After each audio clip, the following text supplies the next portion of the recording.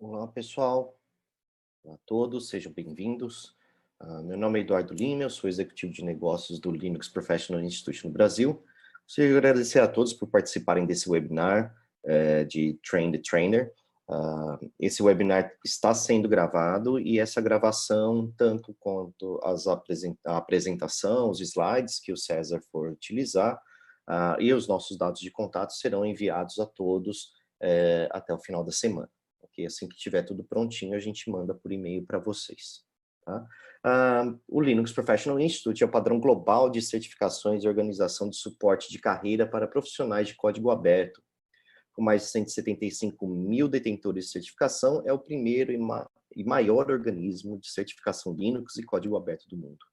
O LPI possui profissionais certificados em mais de 180 países, oferece exames em vários idiomas e tem centenas de parceiros de treinamento por todo o mundo. Durante esse webinar, por favor, sintam-se à vontade para escrever suas perguntas no chat ou na caixa de Q&A, que fica na parte de baixo da tela de vocês.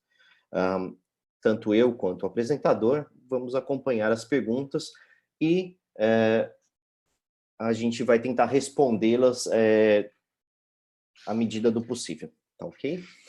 O webinar de hoje será apresentado pelo César Brod. Ele é diretor de relacionamento com comunidades da América Latina, no Linux Professional Institute.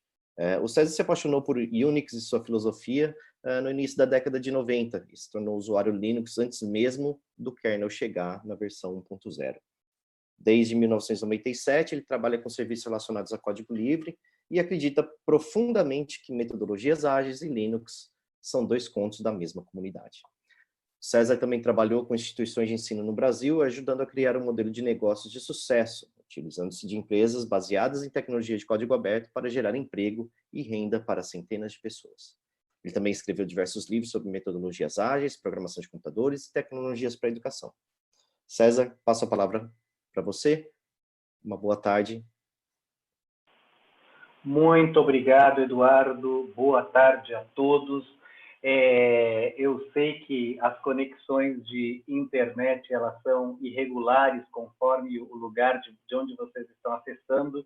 Então, eu vou procurar falar pausadamente, mas assim, como o Eduardo disse, a gente tem ali uma sala de chat que eu não tenho acesso a ela enquanto eu estou apresentando, mas o Eduardo tem acesso a essa sala e o Eduardo tem como se comunicar comigo a qualquer momento, caso vocês tenham alguma dúvida, caso vocês queiram me falar sobre a questão da qualidade de áudio.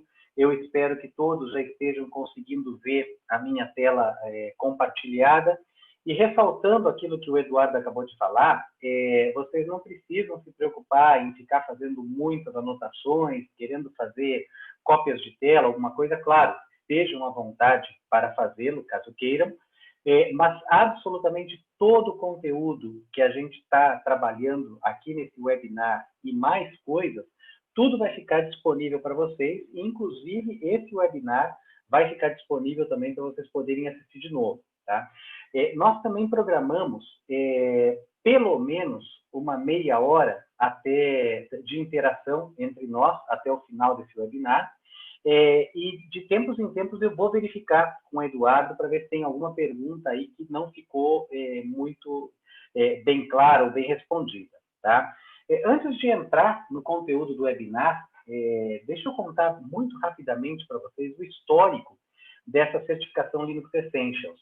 E lembrando que, como o Eduardo bem falou, que é motivo de muito orgulho para nós, nós temos hoje a certificação mais reconhecida globalmente em software livre e de código aberto e ferramentas para o trabalho, mas a nossa missão não é vender certificação. A nossa missão é melhorar o mercado de tecnologias abertas através da melhoria dos profissionais que trabalham com esse tipo de tecnologia. E com muito orgulho, as nossas certificações têm um sucesso tão grande que há cerca de 10 anos nós já abrimos mão de receber doações e há cerca de 5 anos a gente não cobra mais nenhum valor daqueles que querem se tornar parceiros do LPI.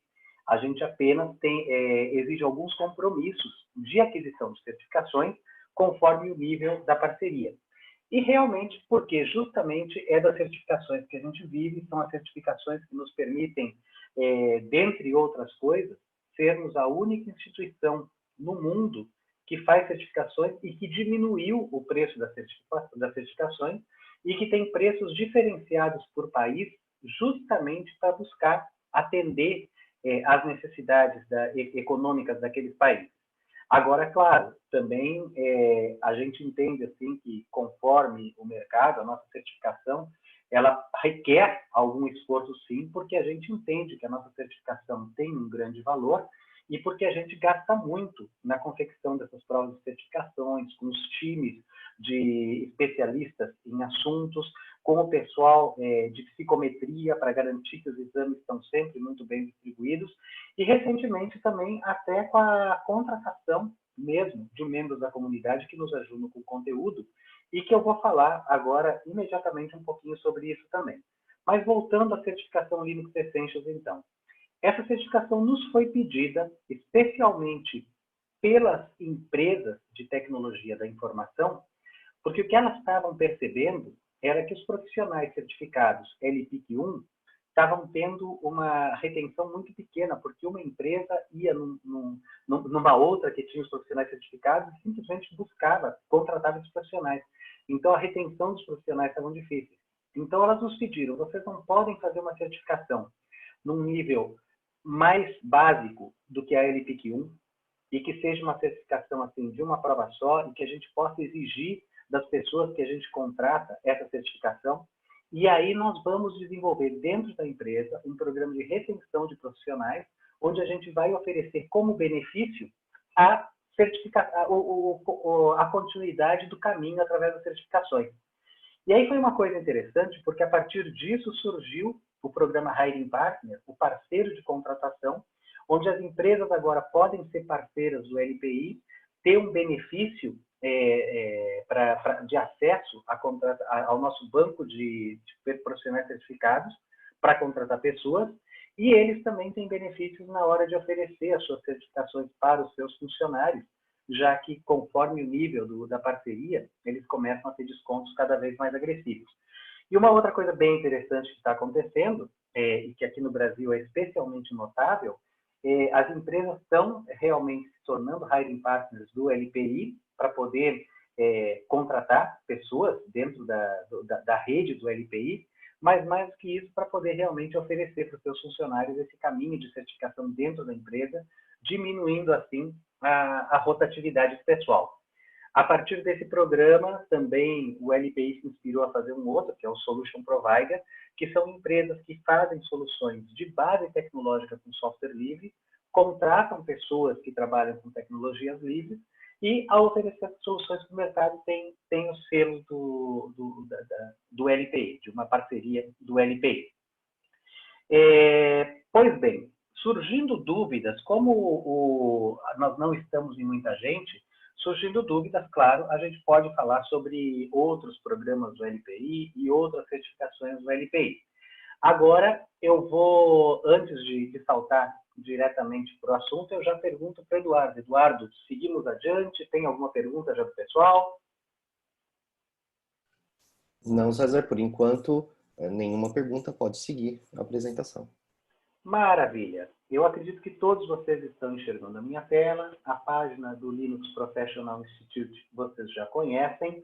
Eu vou chamar a atenção de vocês para essa página aqui, que é o... Opa, não consigo pular para ela. Eu abro ela aqui, não tem problema. lpi.org/community. Aqui vocês têm uma série de programas comunitários do LPI, onde vocês podem se inscrever e fazer parte da família LPI. Eu até chamo a atenção de vocês, aqui a gente tem o Contribute to Translations, para vocês contribuírem com as traduções. Tá? A gente está selecionando pessoas para nos ajudarem com a tradução do nosso material de educação, especialmente, mas também com matérias do nosso portal, e existe uma remuneração para isso. Tá? Então, uma forma de participar da comunidade, mas também de até ter alguma renda extra também. Então, convido vocês a conhecerem esse programa. E agora, a gente vai pular direto para a nossa página de conteúdos, que é o learning.lpi.org. Mais uma vez, não se preocupem, tudo isso vai estar, todos esses links estarão disponíveis para vocês. Durante bastante tempo, nós não produzíamos material educacional. Mas, ao longo dos anos, especialmente quando... o fato é que uma coisa que a gente imaginava lá no passado foi cada vez se tornando mais realidade. Hoje, as soluções de código aberto, as soluções, mesmo sistemas operacionais baseados em Linux, como o Android, acabaram fazendo com que a demanda por profissionais que conheçam de código aberto foi aumentando cada vez mais. Com isso, o LPI passou a ser buscado por cada vez mais parceiros que tinham vontade de entrar no mercado, mas que ainda não tinham assim muita ideia de como trabalhar o conteúdo e tal. E o LPI nunca produziu conteúdo justamente porque o LPI não queria concorrer com seus parceiros. Até então, a gente só tinha dois tipos de parceiros, os parceiros autorizados da academia e os parceiros autorizados de treinamento, que produziam seu próprio material e que a gente fazia, nós buscávamos ajudar, assim, nos aproximando desses parceiros e fazendo com que realmente os tópicos das nossas provas de certificação fossem cobertos pelos conteúdos que eles estavam desenvolvendo. Mas queria contar para vocês assim, que o LPI é uma instituição não governamental, sem fins lucrativos, baseada no Canadá, auditada por centenas de órgãos, assim, que cada dia eu descubro que nós somos auditados por mais um para garantir questões de transparência, tanto naquilo que a gente se propõe, quanto ao nosso financeiro. E nós somos, hoje, ainda menos de 30 pessoas, espalhadas no mundo inteiro, pelos mais de 180 países nos quais o LPI está representado. Então, assim, a realização do nosso trabalho é sempre através de parceiros e sempre através de voluntários da comunidade.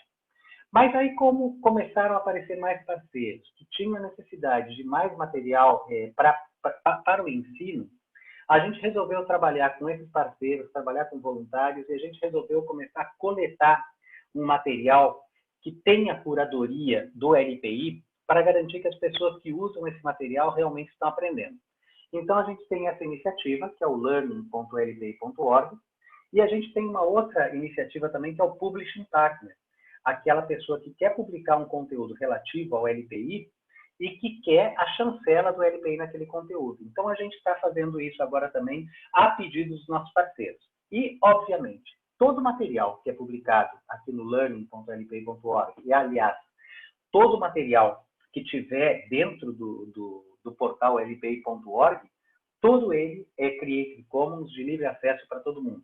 Então, se vocês forem produzir um treinamento, alguma coisa, sintam-se muito à vontade de usar esse material. Eu vou usar aqui como base, estou vindo aqui agora Learning Materials, LPI Learning Materials. Eu vou usar como base, nesse momento, o conteúdo que está em inglês. Mas se vocês olharem aqui, a gente já tem as traduções para alemão, português e japonês. Todas essas traduções estão sendo feitas por membros da comunidade que se inscreveram ali no lpi.org/community ou vieram aqui nesse link Colabore Conosco e se inscreveram para nos ajudar com a tradução. Tá? E a gente ainda precisa de mais pessoas. Tá? Então, se vocês olharem aqui no Linux Essentials a versão em português, vocês vão ver, eu vou abrir aqui alguma. Aqui. Vocês notam aqui que tem vários que estão em breve. Tá? Isso em breve significa que ou ainda não tem ninguém traduzindo, ou já tem alguém traduzindo, mas ainda não foi publicado. Mas pela quantidade do que tem aqui em breve, e se vocês olharem também nos tópicos do LPIP1, vocês vão ver que a gente ainda tem espaço para colaboradores. Tá? Eu vou voltar para a versão em inglês e eu vou saltar direto, algumas recomendações, tá? Quando vocês forem ensinar os alunos para a prova, ou mesmo quando vocês forem se preparar para as provas, reparem que esse tópico 1 aqui é o único tópico, digamos assim, mais teórico. Todos os outros tópicos são bastante práticos. Então, eu sempre recomendo, assim, montem uma lição, um grupo de slides. Eu já tenho algumas coisas prontas que eu vou passar para vocês até o final, tá? Para que as pessoas realmente entendam essa parte teórica. Para quem entende da filosofia do software livre, essas coisas assim são bastante intuitivas e eu diria assim que são um ponto assim bastante já fácil de garantir uma pontuação na prova, tá? Porque depois, claro, à medida que os tópicos avançam, os itens vão ficando cada vez mais, o nível de complexidade aumenta, tá? Nós vamos pular aqui já para a lição, para o tópico 2, para a lição 2.1, e aí eu vou contar para vocês como é que eu gosto, eu pessoalmente, de estruturar quando eu ministro uma capacitação de Linux Essentials. Eu tipicamente tenho feito essa capacitação de Linux Essentials junto aos parceiros, em eventos também. Em eventos aí, essa capacitação, o mesmo material que eu uso, ela pode ser uma palestra de 1 hora, pode ser um mini curso de 2, de 4 ou até de 8 horas, tá? A única coisa que eu vou fazendo é dentro do mesmo material, aprofundando um pouco a mais. Tá? Então, vejam, o que diz aqui? Lição Linux Essentials. Só deixa eu até voltar um pouquinho aqui para o Find Your Way. Ah, não, ele não tem a informação aqui que eu queria, depois eu pego para vocês, mas vamos para a lição 2.1, então. Então, estão aqui as coisas que estão cobertas na lição 1.1, um conhecimento básico de shell, conhecimento básico da linha de comando, algumas variáveis, quoting, que são a história de aspas duplas, aspas simples e tudo mais, e alguns comandos a ser utilizados, e a gente vai dar uma olhada neles, tá? Uma coisa que eu gosto de fazer é trabalhar, sempre que eu ensino alguma coisa, eu gosto de trabalhar um pouco de storytelling, tá? Então, não vou entrar nesse detalhe agora, por exemplo, mas eu gosto de, quando eu vou falar do Bourne Shell, eu gosto de contar a história do Shell, que começa lá na história do Unix, e contar que o Bourne, que foi o cara que criou o Shell, foi homenageado quando foi criado o Bourne Again Shell. Ninguém nunca sabe quem foi o cara que efetivamente foi contratado pela Free Software Foundation para criar o que acabou virando o Bourne Again Shell. Então, eu gosto de incentivar os alunos a buscarem saber dessa história. É uma coisa que, se procurar por Bourne Again Shell, autor, alguma coisa assim, acaba se encontrando artigos que contam a história do sujeito, inclusive um artigo escrito por ele mesmo. Então, eu gosto de colocar esse desafio para os alunos, porque ao conhecer a história do Unix, do Linux, acaba se conhecendo mais sobre a filosofia do Unix, do Linux, e acaba contribuindo para as pessoas entenderem mais aquilo que está ali no tópico 1, tá? Que é a questão da comunidade Linux e de uma carreira em open source. Tá? Então, eu gosto sempre de fazer essa questão da contextualização. Aqui, por exemplo, aí começam algumas brincadeiras com o LS e como que a gente constrói, usando as chaves, assim, as outras respostas do comando LS. Tá? Aí eu já incentivo também muito a questão da utilização dos comandos man, info e help. Tá? Lá ainda, isso é um assunto do tópico 1, mas ali no tópico 1 vocês aprendem que há algumas maneiras da gente conseguir ajuda nos comandos do Linux. Tá? Então, a primeira, a mais básica, é o que eu chamo de colinha, que é o menos help. Nem todos, mas quase todos os comandos vão ter a possibilidade de usar o menos help para listar o que ele faz. Tá? Então, aqui está o que o ls faz. Claro, isso já faz o scroll ali, faz com que a tela avance muito rápido. Então, eu já aproveito para falar um pouco sobre redirecionamento e contar um pouquinho da história do Linux também. Tá? Então, ls menos help me dá a ajuda, a colinha do help, mas vai ocupar toda a página. Então, eu vou usar o pipe. O pipe, quando os criadores do Linux, do Unix, o Ken Thompson e o Dennis Ritchie, criaram a primeira parte da filosofia do Unix. Eles disseram assim: cada comando deve fazer uma coisa e uma só coisa muito bem, e se precisar fazer alguma outra coisa, deve saber se comunicar com outro comando. Aí eles pegaram uma outra pessoa da equipe, que era o cara responsável por networking, que era o Doug McIlroy, e falaram, Doug, resolve esse problema aí, como é que um comando vai se comunicar com o outro. Aí o Doug, num final de semana na casa dele, regando as plantas, não conseguia chegar com a mangueira onde ele queria, ligou uma mangueira na outra e chegou à conclusão. Eureka! Os comandos vão falar um com o outro através de canos, através de mangueiras.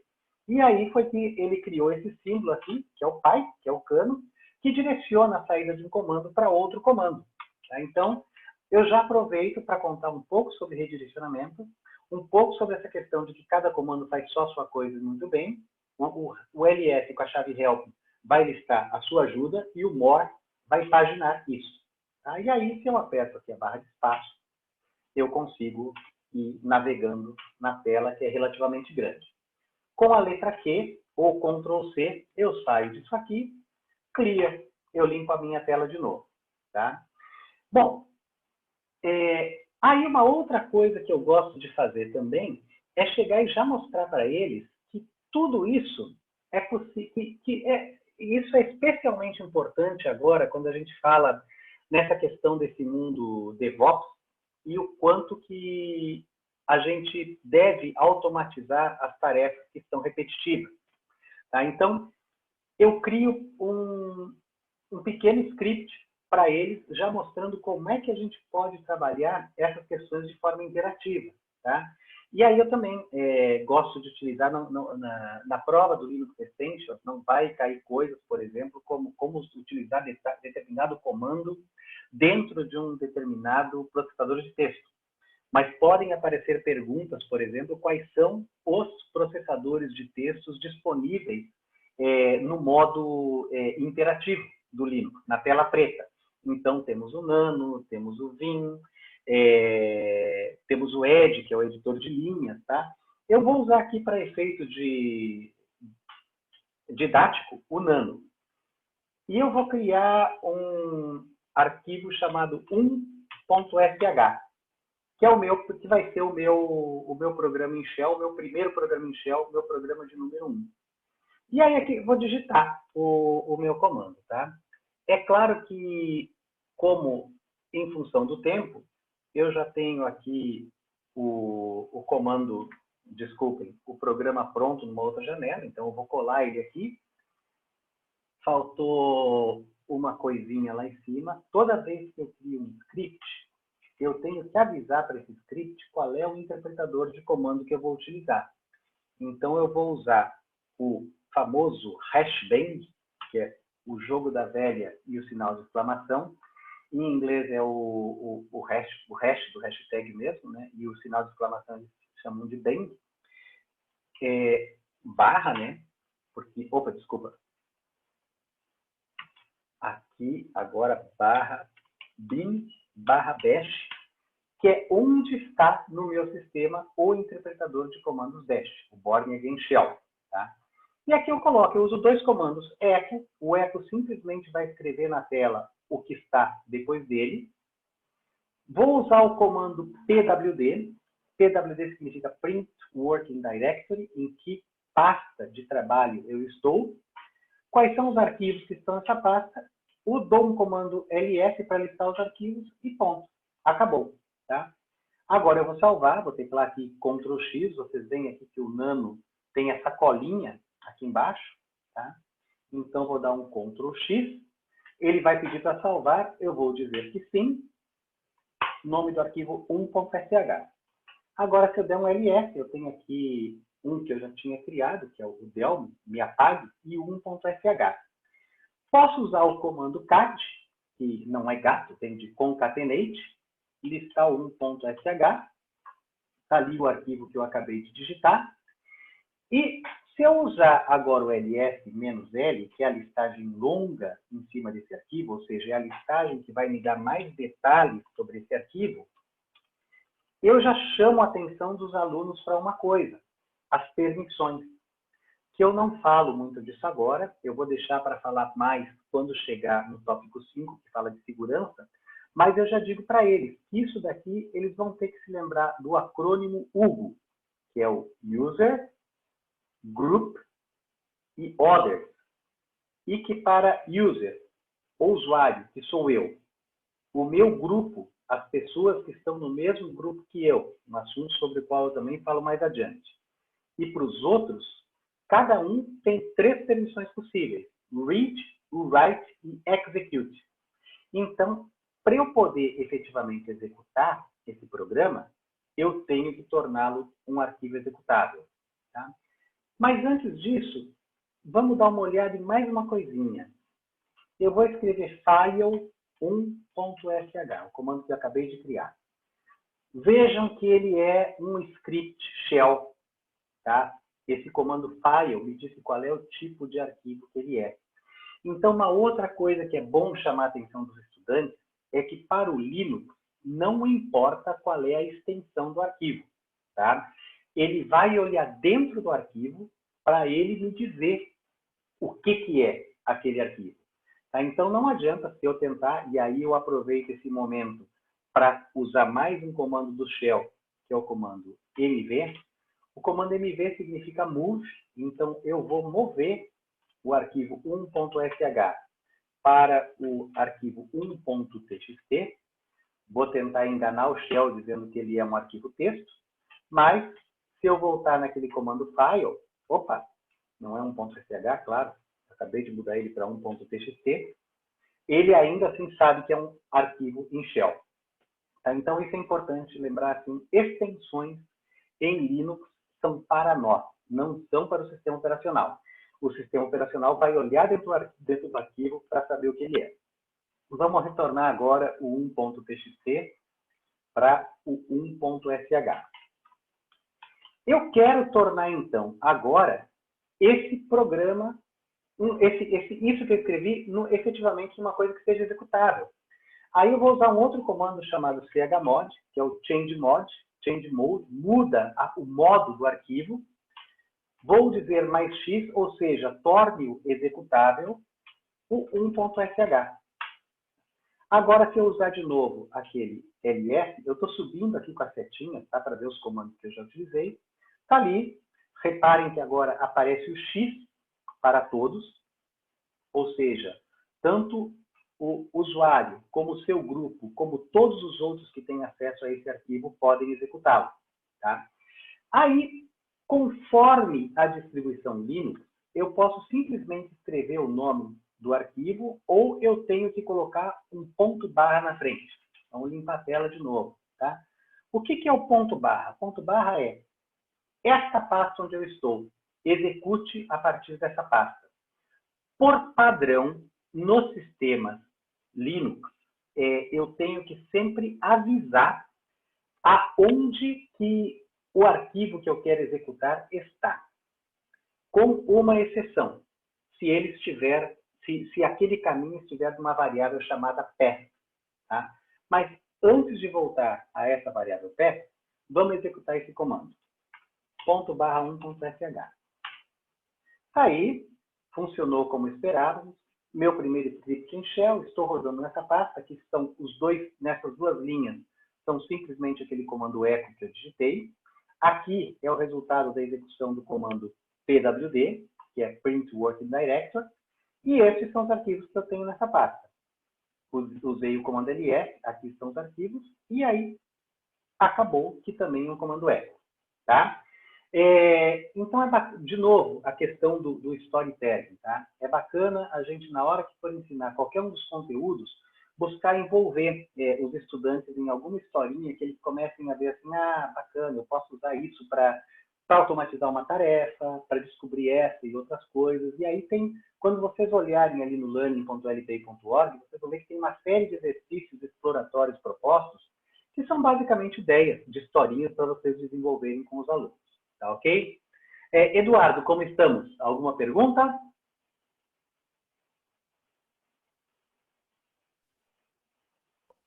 Oi, César. Não, por enquanto não. Pode continuar. Maravilha. Pessoal, só lembrando, qualquer comentário, qualquer pergunta, vocês podem fazer tanto pelo Q&A, que fica no lado, fica na parte de baixo do aplicativo, tá? Ou pelo chat, tá? Eu estou monitorando tudo aqui e conforme for sendo feita a apresentação, eu repasso para o César responder ou durante a fala dele ou ao final de uma parte que ele esteja apresentando para evitar qualquer problema, ok? Maravilha, Eduardo. Brigadão. Bom, aí nessa questão do PWD, eu gosto de introduzir uma outra coisa que sempre é possível fazer coisas no Linux, que é filho do Unix, de mais do que uma maneira. Então, PWD diz qual é a pasta, qual é o meu diretório de trabalho, Print Working Directory. Há alguma outra maneira de se fazer isso? Sempre há. A resposta padrão no Linux sempre há várias maneiras de se fazer a mesma coisa. Aí eu já aproveito para introduzir um outro comando, que é o comando env. Env vem de environment, de ambiente, ou seja, ele vai nos mostrar aqui quais são as nossas variáveis de ambiente. E aí, ao invés de usar o comando more, dessa vez eu vou usar o comando less. Aqui less is more. Mas aí, de novo, como é que eu sei isso? Vocês lembram que eu posso usar less menos menos help, que vai dar, então, aquela nossa colinha, tá? Mostrando aqui, então, o less. Se a gente for olhar mais informações, a gente vai ter mais coisas, mas tem aqui as formas de navegar dentro do less. Basicamente, o less nos permite que a gente navegue na paginação usando as setinhas, usando combinações de teclas, e ele nos permite também a busca usando o barra. Tá? Então, se eu escrever aqui forward, tá? Ele vai lá, coloca na tela a primeira ocorrência do forward. Se eu colocar barra, ele vai... ali no caso acabou, então só tinha aquela ocorrência de forward lá. Tá? Mas ele nos permite a busca dentro também. Mas é só isso? É só dessa maneira que eu consigo ajuda nos comandos do Linux? Não. A ordem é help, a segunda é man. Eu vou abrir o manual do comando. E aí vejam que existe muito humor no mundo Linux e Unix. Então, less é o oposto de more, claro, né? Less é o contrário de more, menos é o contrário de mais. E aí ele conta aqui a história de que o less, então, é similar ao more, mas tem muito mais features. Então, o man é efetivamente o manual do comando. Tá? Se eu quiser ainda mais informações, eu vou no info. O info é o tutorial do comando. Tá?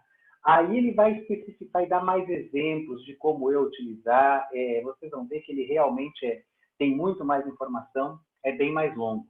Então, a ordem para eu obter informações, tipicamente no Linux, eu uso o comando menos menos help, que é a colinha, uso o manual, que é o man, ou uso o info. Tá? Então, claro, eu posso ter informações ali sobre o PWD, posso ter informações sobre qualquer outro comando. Mas agora, vamos dar um clear aqui de novo. Estávamos falando do env e vamos fazer um pipe do env, então, para o comando less. Eu acabei de errar aqui, tá? Foi sem querer, mas aí aproveito para lembrar que no Unix é tudo sensitivo a caso, então os comandos terão que ser em letras minúsculas, em letras minúsculas, tá? Então tá aqui. O que o less está me mostrando? Uma série de variáveis do sistema. Tá? Então, uma variável aqui, a linguagem que eu estou usando é o PTBR, Português Brasil, com a codificação de caracteres do TF8. Tá? Se eu for mais adiante, vamos ver algumas outras coisas. As cores que eu vou usar no comando ls estão aqui. Qual é a seção que eu estou utilizando? Eu estou utilizando o Linux Mint e o meu gerenciador de janelas aqui é o Cinnamon. Aqui está a variável pwd, que mostra o meu diretório atual de trabalho, o meu diretório para o meu usuário, o meu home, que é o /home/brod. Tá? Se eu for mais adiante, ali aparece a linguagem geral. Aí eu tenho como principal o PTBR, como secundário o PTEN. Aqui eu tenho o old PWD, ou seja, qual era o diretório de trabalho onde eu estava antes de vir para esse em que eu estou.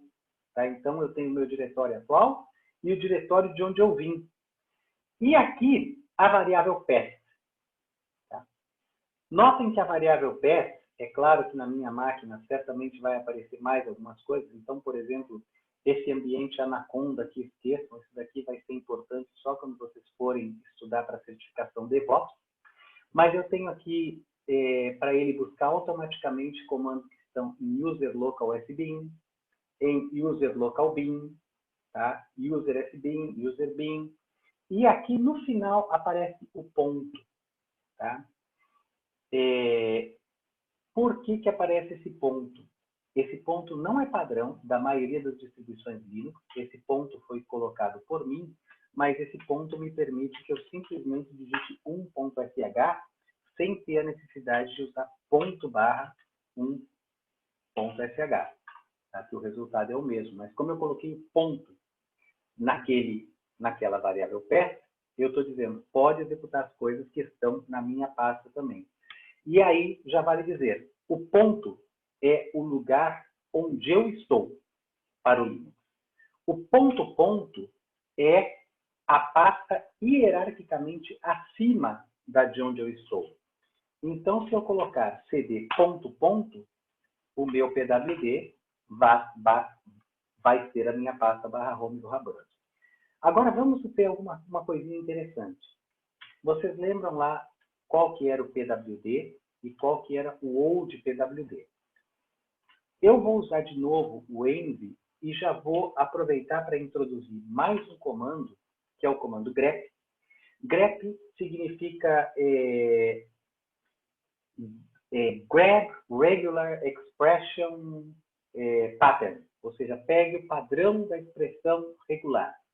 Basicamente, grep acabou virando assim, grepd, grepd, ou seja, pegue isso, pegue aquilo. Então, grep, aquilo que tem a palavra pwd, que vai sair como resultado do comando env.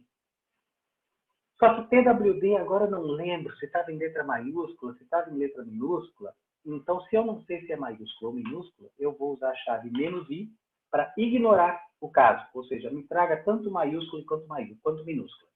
E como é que eu sei disso? grep --help, man grep e infogrep. E aí, por isso que eu disse para vocês logo no começo, que quando eu desenvolvo conteúdo do Linux Essentials, às vezes eu desenvolvo em 1 hora, às vezes em 2 horas, ou em um mini curso que pode durar 1 tarde ou 2 tardes. Mas eu já conheço gente que usa esses mesmos conteúdos que eu estou usando para desenvolver cursos de 1 semana ou de 2 finais de semana. Tá? Então, vai do quanto vocês se aprofundam. Eu acho até, e aí vocês podem até validar isso nos comentários ou não, que aqui, como eu estou querendo fazer isso de uma forma ilustrativa, mostrando os conteúdos que a gente tem disponíveis e sugerindo formas de ensino, eu acho até que eu estou indo rápido demais. Tá? Nas experiências que eu tenho, eu trabalho muito assim com grupos de escolas de ensino médio ou de gente muito jovem que não tem a mínima ideia do que é um terminal, do que vem a ser uma administração de sistemas. Então, é claro que eu levo muito mais tempo para falar. Tá? Então, aqui, como a ideia é conversar com potenciais treinadores de Linux e de gente que está afim de passar na prova Linux Essentials, eu estou realmente, eu montei esse script aqui para poder apresentar alguma coisa que mostre o conteúdo, mostre a forma de didática que eu venho utilizando, especialmente para a questão do Linux Essentials faz cerca de 4 anos agora, ou seja, basicamente desde que a prova foi lançada. Tá? Mas então, env, pipe, grep, -i, pwd. Agora, reparem, minha pasta de trabalho atual é o home_brod. E a pasta antiga é home/brod/le. Vamos para uma outra pasta, bem aleatória. Mas sempre que eu digo bem aleatória, não é tão aleatória assim, porque eu sempre uso para mostrar mais alguma coisa. Eu vou para a pasta /props. A pasta /props é uma pasta que é uma pasta virtual, criada no momento da inicialização do sistema, que, dentre outras coisas, vai armazenar as características dos processos que eu estou rodando. E aí um outro ponto importante, o que é um processo no Linux? O processo é um programa em execução. Um programa está ali, sentadinho no seu diretório, não está sendo executado. A partir do momento que ele passa a ser executado, aí ele se torna um processo, ele ganha um número de processo, um Process ID, número de identificação do processo, e é estabelecida a ele uma prioridade pelo kernel, a não ser que eu mude essa prioridade como superusuário. Tá? Mas isso não é uma coisa sobre a qual nós vamos falar agora. Inclusive, essa questão de prioridades não é um assunto da prova Linux Essentials. Tá? Segurança, sim. E aí, sobre segurança, eu vou mostrar algumas coisas para vocês, assim, só nos últimos minutinhos ali do nosso curso. Pois bem, então tá. Então, fui para a /proc agora, vamos repetir o comando. Tá? Então, agora, minha pasta de trabalho é proc e eu vim da Homebrode.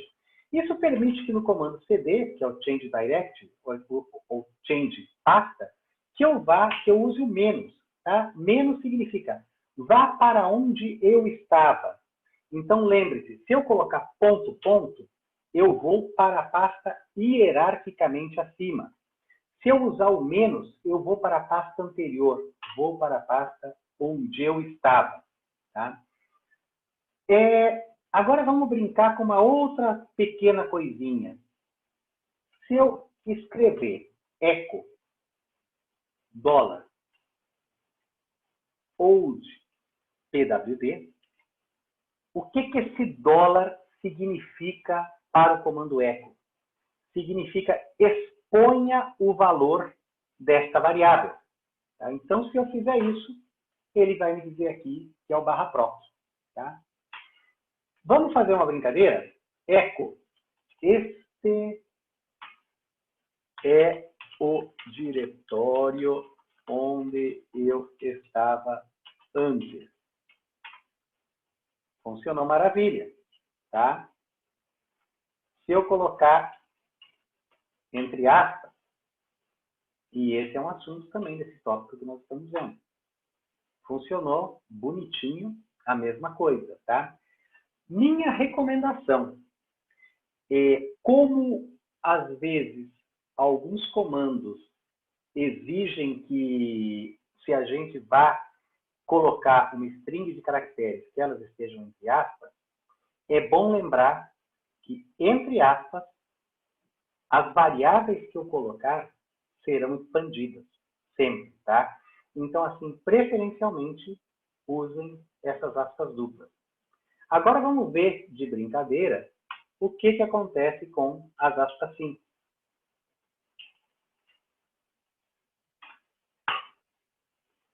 Notaram?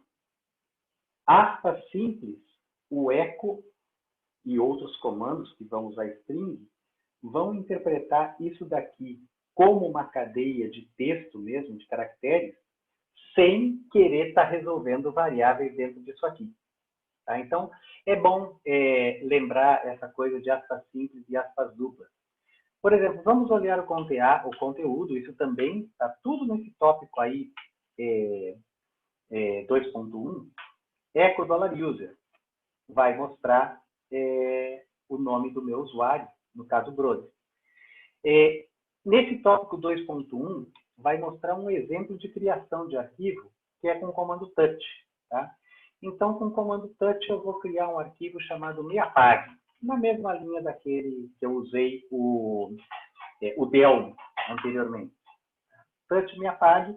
Outra coisa importante de lembrar para os alunos de vocês. No Linux e no Unix, a falta de resposta é uma boa resposta. Em inglês, o pessoal fala, no news is good news. Só fiz um intervalo para uma aguinha aqui. Então, a gente brinca assim que o Linux não é um sistema operacional para pessoas carentes, porque ele não é muito de conversar, não. Tu falou para ele fazer alguma coisa, ele não te deu resposta, significa eu fiz tal coisa. E a gente pode provar que ele fez, se a gente for dar um ls no meapague, está ali o ls. Eu posso dar um file no meapague para saber o que é o meapague. Olha aí, o MeApag está vazio. Não tem nada dentro do MeApag. Podem aparecer, e sempre que eu digo podem aparecer perguntas numa prova, num exame do LPI, eu digo assim de uma maneira muito leve, porque as provas têm versões diferentes, então nem nós que trabalhamos no LPI, sabemos quais são os conteúdos das provas. E cada vez que nós temos acesso a uma determinada prova, mesmo que a gente não olhe a prova, eu vou dar um exemplo para vocês. Em eventos, eu, o Eduardo, nós costumamos aplicar provas de papel. E mesmo que a gente não olhe os conteúdos daquela prova, a gente não pode, se a gente for fazer a prova, a mesma prova do LPI, nós não podemos fazer aquela versão daquela prova, tá? Porque poderia ser uma violação de confidencialidade. Então, agora, recentemente, eu estive em Cuba, aí eu aproveitei, como eu não tive acesso à prova do Linux Essentials, naquela versão que a gente daria lá, antes dos candidatos eu fiz a prova, para eu ter a minha certificação Linux Essentials. E até engraçado, o Eduardo contou ali, eu trabalho com o Linux desde antes da versão 1.0, e eu fiz minha certificação, antes ainda de existir o LPI. Eu tenho a minha certificação equivalente ao LPIC 1 e LPIC 2, de 20 anos atrás, de um instituto chamado CER, que na época foi um instituto criado pela IBM e por outras empresas, mas que, digamos assim, o LPI acabou herdando o legado desse instituto com uma proposta mais ampla e não comprometida com nenhum fornecedor, tanto que o CER ele abriu mão das suas certificações em função das certificações do LPI. Assim como, recentemente, também, a comunidade BSD pediu para que o LPI assumisse as suas certificações. O que, de novo, para nós é um motivo de bastante orgulho, porque a gente quer fomentar a comunidade e o mercado de tecnologias livres e abertas, mas a gente é muito reconhecido pelas nossas certificações. Tá? Então, voltando ao exemplo, pode cair, por exemplo, numa prova de certificação do LPI, qual que é o resultado do seguinte comando touch. Touch, $user, $user, e, entre aspas simples, $user. Tá? Então, o comando touch me permite esse tipo de coisa. Tá? Eu posso criar vários arquivos ao mesmo tempo. E aí eles vão dar algumas opções de respostas lá. Tá? Aqui eu já vou executar o comando direto e já vou fazer mais uma brincadeirinha. Ou seja, faça isso e depois execute o comando ls e vamos ver qual é o resultado. Ah! Eu devia... dá para ver aqui, tá? Eu tenho criado o $user. E só? Não estou vendo o user aqui. Tá? Então, ele criou só, pelo jeito, esse último aqui. Mas vamos lá para o diretório LE, que tem menos pastas, que aí fica mais fácil da gente ver isso. Vamos dar um clear de novo. E agora vamos tentar de novo. Ele só criou este aqui, chamado $user. Tá? Então, perguntas desse jeito, vale a pena fazer. Agora, reparem isso aqui. Se eu der touch... Ah, não, ele criou. Claro, está ali, ó. Ele criou o Brody, que é o meu usuário, e ele criou o $user. Esse segundo aqui, vejam bem, a gente já fez essa experiência. Quando a gente dá um eco no $user ou um eco no $user, entre aspas, acontece a mesma coisa. Tá? Ou seja, ele criou duas vezes o mesmo arquivo. Ou seja, ele criou de novo com o mesmo nome. Tá? Então, o resultado que eu vou ter dessa criação são esses dois comandos aqui. Tá? Então, de novo, eu sempre gosto da questão prática da coisa. Tá? E aí, eu gosto sempre também de dar uma certa avançada no conteúdo para mostrar coisas que são possíveis de fazer. Tá? A gente, por exemplo, não vai tratar da questão de performance, de desempenho no Linux Essentials. Mas a gente vai tratar, sim, mais adiante, de loop dentro de um script shell.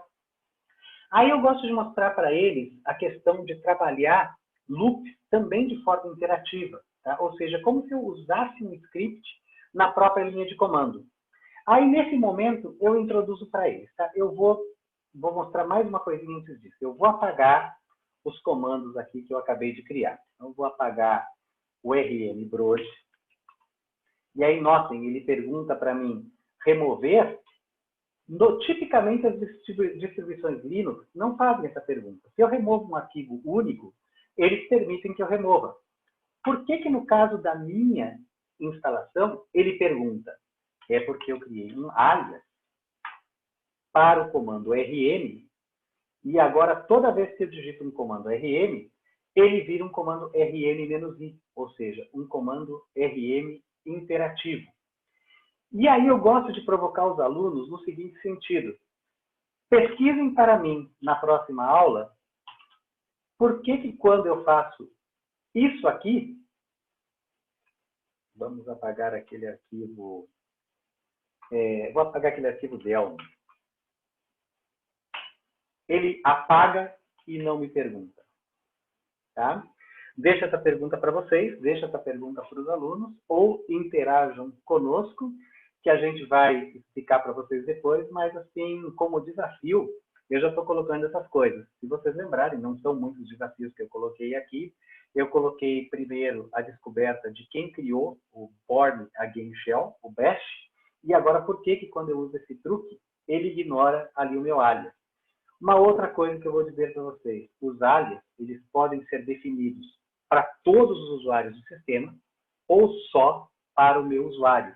Tipicamente é outro desafio que eu deixo para os alunos assim naquele esquema para a próxima aula, ou se eu só tenho um encontro com eles, eu dou ali alguns minutos para eles chegarem e descobrirem alguma coisa. Normalmente, quando eu faço isso para descobrir alguma coisa, eu peço, se eu tenho uma sala assim, com um número suficiente de alunos, eu sempre coloco como a unidade mínima de estudo 2 alunos, já partindo daquela ideia dos métodos ágeis, de programação em pares e tudo mais. Eu tenho mais 2 pontinhos para falar com vocês. Deixa eu perguntar para o Eduardo se tem alguma pergunta, senão, como a gente atrasou ali 5 minutinhos no começo, eu vou avançar um pouquinho mais para colocar só os 2 últimos conteúdos que faltam. Posso seguir, Eduardo? Teve uma pergunta do Manuel sobre locais de prova. O Manuel, ele é do Maranhão, e o lugar mais próximo é em São Luís. O lugar mais próximo é Belém, terra do Marcelo Sá, que também está participando da apresentação. Manuel, o Manuel perguntou sobre locais, se a gente tem intenção de abrir provas online, e eu já te respondo. Nós temos a intenção de fazer uma prova online, ela deve estar disponível ainda esse ano, porém, não vai dar para você fazer em casa, como você colocou na pergunta. Tá? As nossas provas, elas precisam de um proctor, de alguém que execute a prova e que supervisione a prova em nome do LPI. Tá? Nós estamos crescendo bastante, estamos buscando novos parceiros em todas as regiões aqui no Brasil. Eu especificamente trabalho a região aqui Brasil, tá? Então, estou sempre buscando universidades, centros de treinamento, parceiros de um modo geral, que tenham a intenção de, treinar os profissionais, treinar novos alunos e prepará-los para a certificação, e 2, poderem aplicar as provas em mais locais, principalmente onde a gente não tem um centro Pearsonville, ou não tem um local específico para a aplicação das provas do LPI. Tá? Caso você tenha contatos com universidades próximas ou com centros de treinamento próximos, se você é representante de um centro de treinamento aí na região, a gente pode conversar um pouco mais depois dessa apresentação. A gente marca uma reunião e a gente conversa mais sobre o assunto. Tá ok? Qualquer comentário, qualquer dúvida, pode continuar no chat e a gente vai mantendo contato. César, acredito que no momento seja isso. Falamos, pode continuar. Até complementando, Eduardo, tanto eu, quanto o Eduardo, quanto o Rafael, que somos os executivos do LPI para a América Latina, a gente tem o Hernan, que nos ajuda também com os países de língua espanhola. Se vocês conseguirem, na região onde vocês estão, um grupo de pelo menos 10 pessoas que efetivamente façam a prova de certificação e consigam aliar isso a algum evento que a gente possa fazer na região. Por exemplo, a gente está, eu não sei agora, não tenho certeza, eu acho que sim, acho que está programado algum DevOps Day aí no Maranhão. A gente pode, ou eu, ou o Eduardo, ou o Rafael, ir um dia antes do evento, ou ficar um dia depois do evento. Aí nós aplicamos as provas em papel, enquanto a gente ainda não tem as provas em meio eletrônico. Na verdade, a gente até já está fazendo esses testes aí, a gente espera trazer isso para o Brasil no segundo semestre, tá? Mas, assim, hoje, de imediato, a gente já pode aplicar as provas em qualquer lugar, as provas em papel. A gente vai e leva as provas. Aí, agora, é claro, como eu falei logo no começo, o LPI, ele é uma instituição sem fins lucrativos. Então, até para conseguir viabilizar as nossas viagens, a gente realmente precisa se manter com as provas de certificação. Mas perto, assim, dos valores que vocês encontram ali na Pearsonville, a gente tem conseguido, conforme a natureza do evento, conforme o número de provas que a gente vai aplicar na região, um mínimo de 25% de desconto nas provas, chegando até a 50% de desconto para as provas em papel. Tá? Então, assim, havendo interesse, juntando um grupo, eu ou o Eduardo, ou ambos, teremos o maior prazer. Assim, o que a gente quer realmente é estar perto da comunidade e permitir cada vez mais que a comunidade construa a sua carreira em código aberto com o apoio aí das nossas certificações. Tá? Como disse o Eduardo, se faltou responder alguma coisa, por favor, continue aí no chat. Bom, como eu falei para vocês, eu gosto de trabalhar assim, alguns conteúdos que não necessariamente caem na prova, mas que despertam a curiosidade. Então, falei da questão do desempenho. Tá? O comando touch não é o único que a gente usa para criar arquivo. Tá? Eu uso o comando touch, vou criar aquele arquivo, me apague. Está lá, vi que foi criado. Vou remover o me apague, vou usar aquele truquezinho lá. Reparem que pode ser em qualquer lugar, onde eu coloco a contrabarra, apaguei, não está lá, mas eu vou usar uma outra forma de criar arquivo, que é simplesmente o redirecionamento. Tá? Esse redirecionamento, o que ele faz? Ele pega o que está na entrada padrão, a entrada padrão, no caso, tipicamente é o teclado, e eu vou redirecionar para um arquivo, ou para qualquer lugar. Tá? Como eu redirecionei a entrada padrão, mas eu não tinha nada na entrada padrão, eu criei um arquivo vazio, da mesma forma como eu tinha criado antes. E eu posso confirmar com o file, ele está aí. Agora, beleza. Por que eu devo usar o redirecionamento ou por que eu devo usar o touch? Se eu simplesmente tenho o comando time, que esse comando vai me dizer o quanto tempo o comando que eu vou executar agora vai levar. Então, se eu der um time touch, me apague,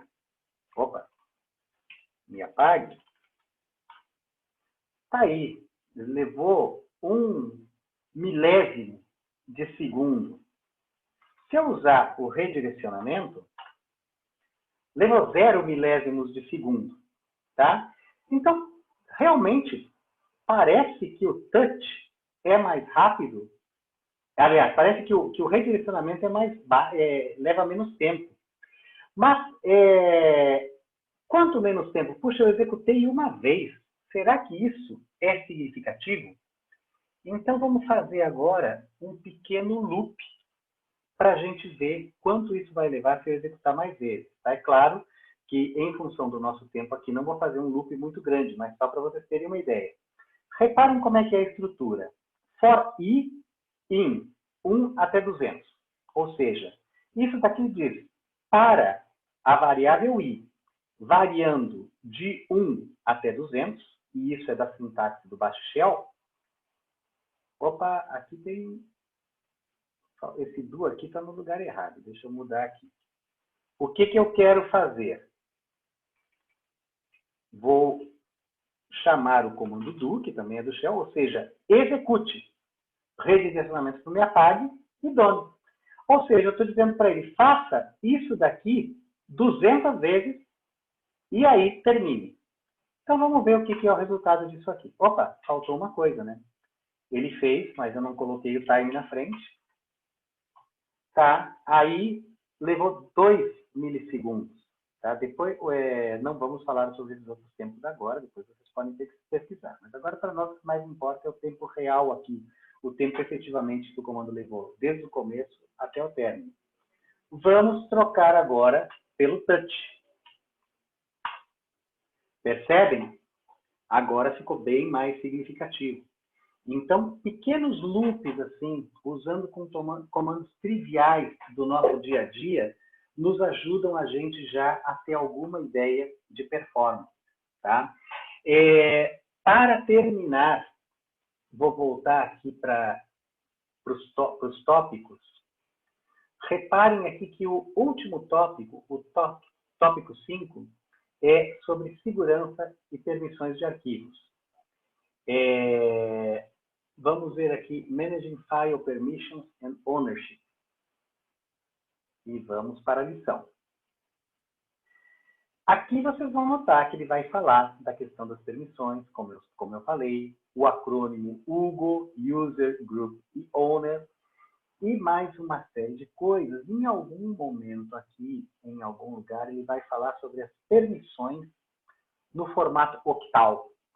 Aqui isso é uma coisa que, de uma forma ou outra, certamente vai cair na prova. E aí eu criei uma brincadeirinha, que é a última coisa que eu vou mostrar para vocês agora, e esse link vai ficar disponível para vocês também. Como eu vou sempre ministrando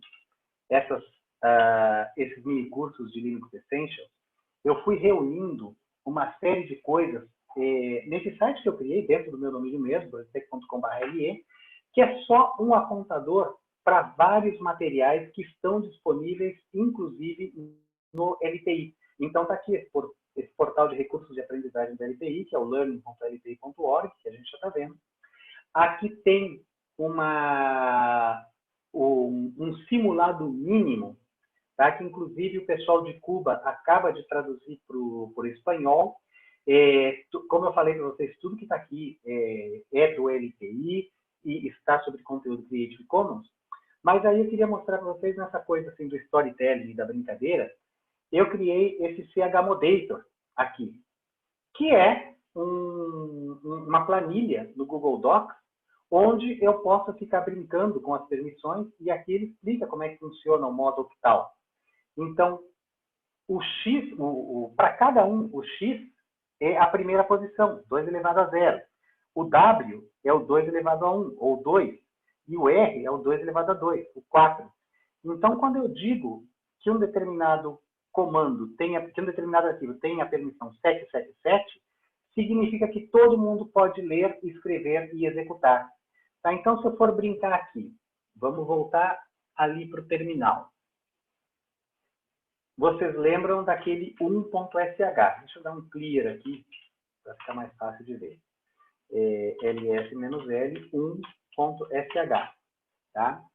O meu usuário pode ler, pode escrever e pode executar. Os usuários do meu grupo podem ler e executar, ou seja, eles não podem modificar o meu programa. A mesma coisa para todos os demais que têm acesso a isso. Agora, eu posso mudar as permissões, assim como eu uso o chmod mais x para dar a permissão de execução, menos x para tirar a permissão de execução. Eu posso, por exemplo, tirar a permissão de execução para todos, para os others, Então, se eu colocar menos OX, vejam o que vai acontecer. 1.sh. Opa! Menos XO? Não. X menos O? Não, O menos X. O menos X. Aí sim. Aí eu dou um LS menos L 1.sh. Aí reparem, o order aqui perdeu a permissão de execução. Tá? Eu poderia usar esse comando na forma octal também. E aí por isso que eu brinco com o chmodata. Vamos supor o seguinte. Para o meu usuário, realmente, eu quero poder ler, escrever e executar. Para o meu grupo, eu não quero nem que eles leiam e nem que eles escrevam nesse determinado momento, mas eu quero que eles executem. E para os demais, eu estou testando ainda o meu programa. Eu recém permiti que o meu grupo execute, então não quero que eles façam nada. Então aqui reparem o que a planilha colocou para mim. chmod 710, isso é RWX, X e nada. Então agora eu posso ir lá e usando a dica aqui do chmodator, chmod 710 1.sh, e aí eu tenho as mesmas permissões que eu queria, que eu coloquei ali no chmodata. Tá? Então, assim, é uma brincadeirinha, é uma coisinha que eu digo assim, até uma coisa meio besta, mas é uma coisa assim que os alunos, eles realmente curtem bastante esse tipo de coisa. Tá? Então, eu recomendo esses materiais educacionais aí desenvolvidos a partir do conteúdo do LTI e que vocês possam apresentar de forma didática, que vocês usem isso para os seus alunos também. Pessoal, do que eu tinha para falar é isso. Como o Eduardo falou, eu vou cortar aqui para ficar mais fácil de mostrar para vocês. Esses aqui são os nossos endereços. learning.lpi.org é onde está todo o conteúdo de aprendizagem. Eu recomendo que vocês olhem isso lá, vejam na questão da parte de contribuições, como é que vocês podem nos ajudar com a criação e tradução desse conteúdo, tá? Lembrando que todos os tópicos das nossas provas de certificação estão em wiki.lpi.org. Esses que eu estou reunindo pessoalmente estão em broditech.com/LE.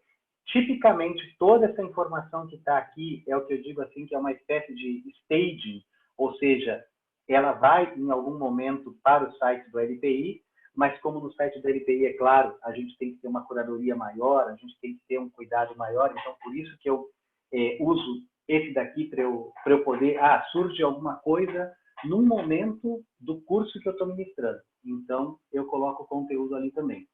E também nos ajudem na questão da participação da comunidade, olhando esse endereço aqui direto, lpi.org/community, tá? Que ali tem os nossos programas com a comunidade. Eduardo, agora sim, na parte de conteúdo, eu terminei, então estou à disposição de vocês aí para a gente continuar a conversar, qualquer coisa que vocês quiserem perguntar. César, muito obrigado. Tem um comentário aqui do Manuel perguntando se se essa planilha que você criou, se ela pode ser disponibilizada. Tranquilamente, pode. Ela está eu coloquei ela nesse endereço aqui, tá? É o último link que tem lá, mas como ela está no documento do Google Docs, também fica à vontade para copiar, para fazer um remix dela, tá? Pode utilizar ela sim. É por isso que eu mostro, para as pessoas efetivamente utilizarem mesmo. Ok. Alguma outra pergunta?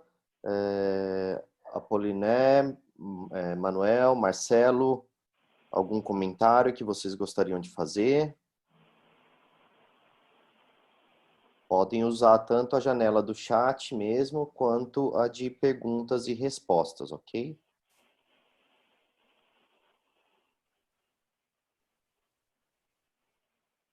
uma outra coisa, enquanto eventualmente ali talvez escrevam alguma coisa, lembrando que a gente está fazendo desses webinars uma série deles. Então, assim como agora eu cheguei e peguei esses tópicos para falar a respeito, eu fiz isso baseado na interação que eu estou tendo com as comunidades, na medida que eu participo em eventos, e já como uma continuidade do primeiro webinar que a gente fez, onde no primeiro webinar a gente se aprofundou mais na questão de... A gente olhou os tópicos do wiki.lpi.org, a gente fez alguma coisa assim na prática, mas o pessoal pediu para que a gente intensificasse mais essa parte prática, talvez cobrindo menos assuntos. E foi o que eu tentei fazer dessa vez aqui. Então, nós estamos extremamente abertos a sugestões para os outros webinars, e isso é uma coisa assim que nos provoca bastante, a gente mesmo, a aprender e entender melhor o que a nossa comunidade está querendo. Lembrando que, talvez com exceção da primeira certificações, que foram a origem da LPIC1, que aí foi uma atitude assim, há 20 anos atrás, a comunidade ainda estava se formando, aí o LPI tomou um protagonismo maior na criação dessas certificações. A partir daí, todas as certificações que a gente fez, inclusive as novas versões da LPIC1, sempre foram a partir de demandas da comunidade. O LPI é um instituto que serve a comunidade para melhorar realmente essa comunidade. Então, a gente quer muito que a comunidade se aproprie do LPI e coloque os rumos nos quais o LPI está indo. E, por isso, nesse ano, a gente vai anunciar o nosso programa de membros de uma forma mais aberta, que a gente está testando, por enquanto, assim, de uma maneira mais reduzida, para a gente ter certeza de que quando a gente vai lançar para a comunidade, que esse programa vai ser realmente muito bom. Inclusive, a gente terá novas formas de manter os certificados ativos, novas formas de membros de ganharem pontos para manter esses certificados ativos e fazer com que a comunidade que já dá o direcionamento para as certificações do LPI, que dê o direcionamento para várias outras ações do LPI, que vão desde novos programas de parceria até eleições para o nosso board também. A gente quer que a comunidade participe, que a comunidade tenha uma cadeira na eleição das pessoas que vão dar os rumos do LPI. Então, eu gosto sempre de enfatizar isso. O LPI, sim, sobrevive das suas provas de certificação, mas o LPI é uma instituição que serve à comunidade de software livre e de código aberto. Bom, o Marcelo perguntou sobre a frequência desses webinars. Por enquanto, a gente não tem uma frequência exata, ou um passo assim toda semana, ou toda quinzena, ou uma vez por mês. Mas eu peço que vocês continuem seguindo a gente nas redes sociais, né? Nós temos perfis aí no Facebook, no LinkedIn, no Twitter, no Instagram, onde a gente está sempre promovendo os eventos que a gente participa, tanto meu perfil também, pessoal, quanto do próprio César. Se você ainda não tiver inscrito no LPI, faça a sua inscrição, porque também você acaba recebendo os convites para os diferentes eventos que a gente promove, principalmente esses webinars.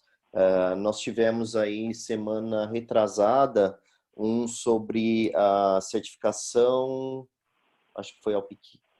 Não, foi DevOps. Foi DevOps. Isso, foi DevOps. A gente vai ter ainda uma versão dessa mesma apresentação em espanhol. A gente também tem uma outra prevista para o PIC1 em breve. Então, assim, ainda não tem uma cadência correta, né? Uma cadência ou uma sequência de palestras aí que já estão agendadas, mas a gente vai ter cada vez mais esses eventos sendo apresentados de forma online para que a gente possa alcançar cada vez mais pessoas, né? Eu até gostaria de adicionar uma coisa, Eduardo. a gente está incentivando muito, tipo, nós vamos ter, em breve, estamos organizando isso, uma replicação do webinar sobre DevOps em português, que vai ser feito por um parceiro nosso, tá? Muito provavelmente a Spirit Linux, em parceria com outro parceiro nosso, que é a Cisvale. Tá? Estamos organizando isso porque a nossa ideia é o LTI facilitar também para que a própria comunidade faça esses webinars. Tá? Como eu comentei logo no começo, nós somos uma equipe bastante pequena e, por exemplo, a gente teve a mesma pergunta no último webinar que a gente fez em espanhol e o pessoal nos cobrou também uma regularidade nesses webinars. Então, a gente vai ter um próximo webinar em espanhol amanhã, e aí, na semana que vem, eu estou indo para acompanhar o Hernan numa série de eventos e atividades com parceiros em Cuba e no Panamá.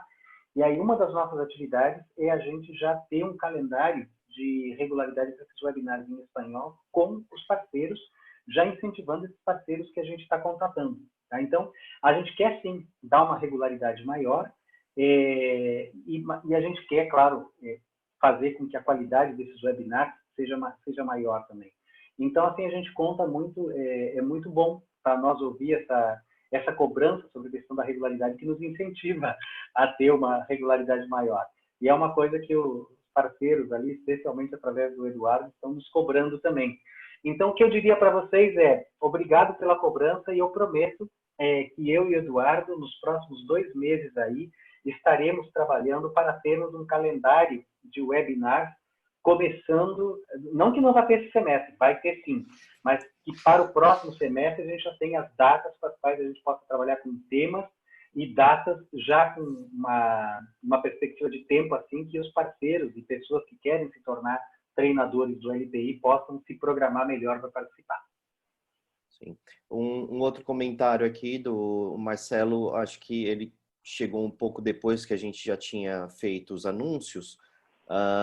Marcelo, sim, esse webinar foi gravado, ele está sendo gravado, né? E o webinar de DevOps também foi gravado, tá? E esses dois estão disponíveis já. Quem se registrou recebe, mas recebe um e-mail informando que já está disponível para download. Mas caso vocês tenham interesse, se não tiverem participado e mesmo assim tem interesse em assistir esse webinar gravado, eu posso enviar o link, enfim, de alguma forma fazer essa informação chegar para vocês. Ok? Mais algum comentário, alguma outra pergunta? Então, tem nós temos duas pessoas do Maranhão e uma o Apoliner. É da onde? O Apoliner, ele é do Congo. Olha que maravilha! Apoliner, ele mandou uma mensagem em inglês. Apoliner, I'm sorry, I don't know if you can understand Portuguese or not. I noticed you sent a message in English. We do have other webinars in English that has been done in the past, and that might be done again for Linux Essentials and LPIC 1, LPIC 2, and DevOps. Please make sure that you follow us on Facebook, on Twitter, on LinkedIn, because we're always promoting those webinars in there. If you have any questions, if you want to have more information regarding LPI certification or LPI training, please use one of the emails that is in your screen to reach out to us, and we can follow through. Okay. Thank you for participating and sticking with us so far. please drop me an email and I can point you to any material or any information regarding LPI certification and LPI partner programs, ok? Pessoal, se não tiver mais nenhuma pergunta, eu acho que a gente pode seguir para o encerramento. Lembrando que, mais uma vez, que esse webinar foi gravado e ele vai ser disponibilizado quanto antes para vocês poderem revê-lo, e assim como também o próprio arquivo da apresentação, os nossos dados de contato, enfim, tudo que está disponível, que foi utilizado hoje, vai estar disponível para vocês. Ok? César, muito obrigado. Acho que esse é todo o tempo que nós temos para hoje. Obrigado mais uma vez pela apresentação. Obrigado a todos pela presença. Tenham todos um ótimo dia. Muito obrigado a todos. Et Apollinaire, si tu parles français, écris en français pour moi, está bien. You can do that too. Muito obrigado a todos, pessoal. Valeu mesmo. Espero vê-los numa próxima. Eduardo, muito obrigado mesmo por tudo aí também, por esse apoio todo que tu me deste. Ok, gente. Até uma próxima. Um abraço. Tchau, tchau.